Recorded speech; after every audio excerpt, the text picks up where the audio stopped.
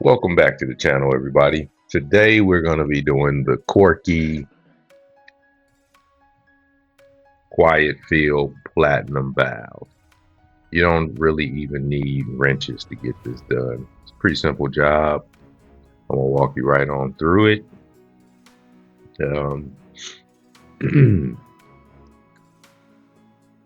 It's fully adjustable. It fits almost all the two-piece toilet models. You'll do this because you'll have the issue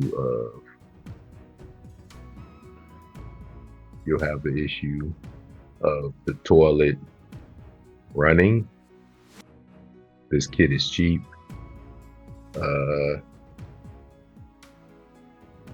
think it was about $25. And again, basically no wrench needed. As you can see, simple process tools be needed is just a bucket. Have a wrench just in case you run into some fittings that don't want to turn very easy. And you're going to be needing to be very careful with that porcelain when you're tightening it back up.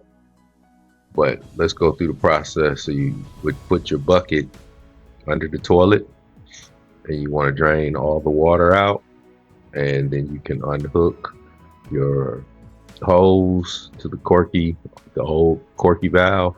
You twist it and it pops out, and you pull it on out. And easy job. Have you some rags too would be a pretty good idea. And you get your new one out your package, and you just basically match up all your fittings. So underneath the toilet, there's going to be one more. You hit that, and then now you can see the exact purpose of the bucket is to catch all the rest of the water that is in the toilet. You know, have you some gloves. Not a bad job. Quick, easy, simple. It will save you money. Now the reason we got to go into saving money is because, like, look at the stock market today. The money you could have saved, you could have put that in the stock market this week and made, you know, some future asset for yourself. So basically, look at it. You'll have your one fitting over, fit it in there, and you're going to have a fill line. You're going to want to go and make sure that it'll appropriately fit in there. Get your fitting on. And notice again, like I said, this is where I'm hand tightening it because it has the O-rings. So it's pretty good because you do not want to over tighten and crack this plastic or this porcelain. The plastic more than likely will not crack. There's no chance, but just wrenching away on something like this is not necessary, actually. Make sure it doesn't come out. Then you just hook everything back up. I'm turning this to get it ideally where I want to get it. I'm adjusting the fill line. I'm adjusting it to where I believe is a good fill line for it. And I'm kind of twisting it because you're going to want to lock it in place by going clockwise to the right.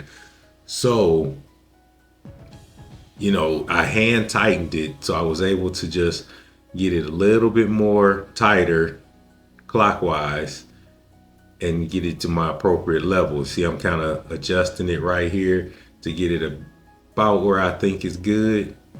I gotta take my glasses off and really see. So I'm happy with it, and I'm going with that, and then I'm pretty much hooking everything back up, and we're gonna go through the process of testing everything.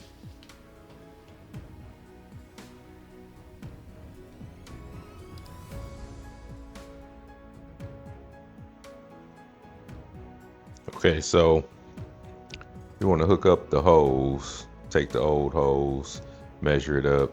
You probably want to use the one that's in the package. You may have to trim it.